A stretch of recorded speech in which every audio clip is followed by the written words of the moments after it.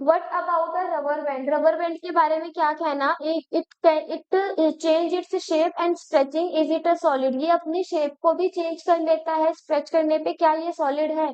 तो इसका आंसर क्या होगा? अ rubber can change its shape when stretch.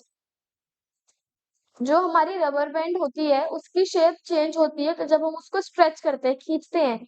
But it returns to its original shape, लेकिन वो अपनी ओरिजिनल शेप में भी रिटर्न आ जाती है जब हम उसे उसमें से लगाई हुई फोर्स को रिमूव करते हैं। जब हम अपने रबर बैंड को खींचते हैं, स्ट्रेच करते हैं, तो हम उस पर कुछ फोर्स अप्लाई कर रहे होते हैं, लेकिन जैसे ही उस रबर बैंड को हम छोड़ देते हैं तो उसमें से फोर्स हट जाती है, और फोर्स के रिमूव होने के बाद जो रबर बैंड है वो हमारी ओरिजिनल शेप में आ जाता है। और हम इसी प्रॉपर्टी को क्या बोलते हैं? इलास्टिसिटी। तो यहाँ पे हमें एक चीज और जानने को मिली कि इलास्टिसिटी क्या होता है। इलास्टिसिटी का मतलब होता है कि जब कोई बॉडी अपनी ओरिजिनल शेप पे दोबारा आ जाए, जैसे रबर बैंड के साथ हुआ, जब हमने उसे स्ट्रेच करा तो उसकी शेप में चेंज हुआ, लेकिन जब हमने उसमें से फोर्स को हटा दिया तो वो अपनी ओरिजिनल शेप में आ गया।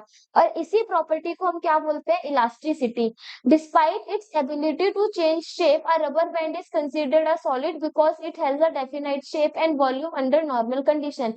अब ये बोला गया है कि जो रबर बैंड है वो अपनी शेप भले ही चेंज कर लेता है, लेकिन हम उसको किस फॉर्म में कंसीडर करेंगे?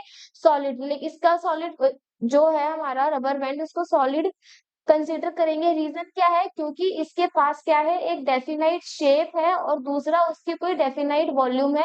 नॉर्मल कंडीशंस में जब हम उसे स्ट्रेच आउट नहीं करेंगे, उसमें किसी भी तरीके के कोई फोर्स नहीं लगाएंगे, नॉर्मल अगर हमारी रबर बैंड है, तो हम कह सकते हैं उसके पास कुछ शेप है और उसकी कुछ वॉल्यूम है। इस वजह से जो हमारी रबर बैंड है वो कैसी होगी? वो सॉलिड स्टेट में कंसिडर की जाएगी। ये क्वेश्चन हमारे एग्जाम पर्पज से गिव रीजन में पूछे जाते हैं, तो इन सारे क्वेश्चंस को हमें ध्यान देना है कि क्वेश्चन में कहना क्या चाह रहा है, किस पर्पस में या किस टॉपिक को रिलेटेड ये बात कर रहा है।